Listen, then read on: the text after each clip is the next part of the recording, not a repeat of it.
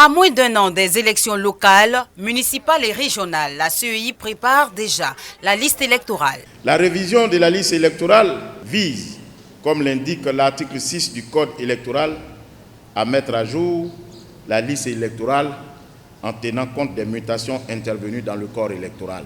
Prévu pour s'achever le 10 décembre, l'enrôlement s'est vu prorogé jusqu'au 20 décembre dernier afin de permettre à un plus grand nombre de personnes de s'inscrire. Plusieurs structures de la société civile se sont déployées sur le terrain. En termes de déploiement humain et logistique, on pense que les choses sont plus ou moins bien passées. La CEI, d'année en année, démontre quand même qu'elle monte en puissance à ce niveau. À côté de cela, il faut noter qu'il y a une innovation que la CEI a voulu introduire, notamment les équipes mobiles d'enrôlement. Il y a eu de l'engouement. Pourquoi? Parce que les nouveaux majeurs se sont inscrits véritablement, parce que nous sommes allés jusqu'à toucher même les hommes de métier, les couturiers, les administrateurs aussi publics. Nous sommes rentrés dans les différents bureaux et je crois que les Ivoiriens se sont engagés. Au démarrage de l'opération d'enrôlement, le fichier électoral comptait environ 7 500 000 électeurs sur 12 millions de personnes en âge de voter. Le RHDP, de façon particulière, a mobilisé l'ensemble de ses responsables d'encadrement, son personnel politique, pour aller faire la mobilisation de proximité à l'effet d'inscrire les nouveaux majeurs sur la liste électorale. Nous avons constaté que cela s'est passé dans la paix et dans la sécurité. Et donc, ce sont des choses que nous encourageons. Je dirais, pour ne retenir que les points positifs, je mettrai d'abord la décision du gouvernement de prolonger la durée de la révision de la liste électorale. Et puis nous avons constaté une forte mobilisation de tous les partis politiques pour chercher à sensibiliser aussi bien les nouveaux majeurs en faisant du porte-à-porte que tous les électeurs pour vraiment les inciter à se faire inscrire.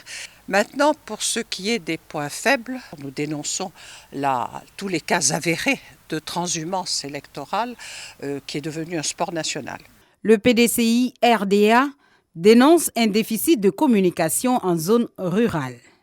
En effet, dans certains départements et sous-préfectures, l'administration territoriale s'est peu impliquée dans l'information de proximité pour sensibiliser les populations à l'importance du recensement électoral ainsi qu'au respect des procédures édictées par la CEI.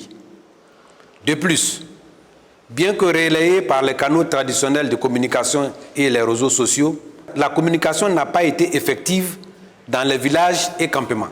Le RHDP reconnaît les efforts de la CEI.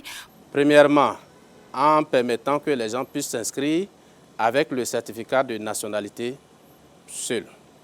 Deuxièmement, en baissant le coût du certificat de nationalité de 3 000 à 1 000 francs pour cette opération. Et troisièmement, en ajoutant 10 jours de plus à la période qui avait été indiquée au début. Le bilan de l'opération a été présenté le 27 décembre dernier. La commission électorale indépendante se réjouit de l'intérêt que celle-ci a suscité auprès des populations ivoiriennes et des parties prenantes au processus électoral. La commission électorale indépendante a cependant noté, dès l'entame de cette phase de recensement, quelques incidents et impairs.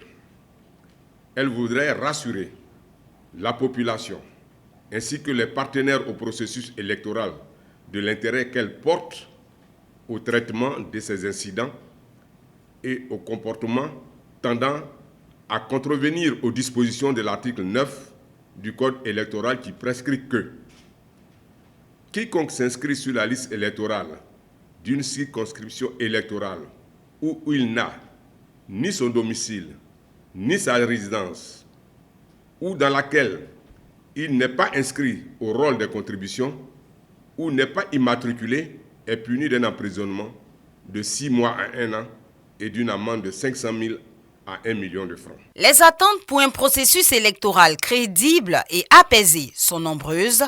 Les acteurs se prononcent. Nous souhaiterions que le gouvernement soit peut-être plus attentif à nos observations, à nos demandes de réforme, parce que nous sommes convaincus que des institutions défaillantes sont souvent source de conflits, d'instabilité et de violence. Et ça, nous n'en voulons pas. Nous encourageons la CEI à trouver tous les moyens techniques et qui ne sont pas en porte-à-faux avec le code électoral pour donc faire en sorte que ceux qui ont procédé au convoyage, que ce convoyage-là soit annulé. L'opération de l'enrôlement qui permet de mettre à jour la liste électorale a concerné également les Ivoiriens de l'étranger. Plusieurs délégations de la Commission électorale indépendante se sont rendues dans différents pays pour l'enrôlement de la diaspora ivoirienne. Prochaine étape après la révision de la liste électorale, la publication de la liste électorale qui sera suivie de la phase du contentieux.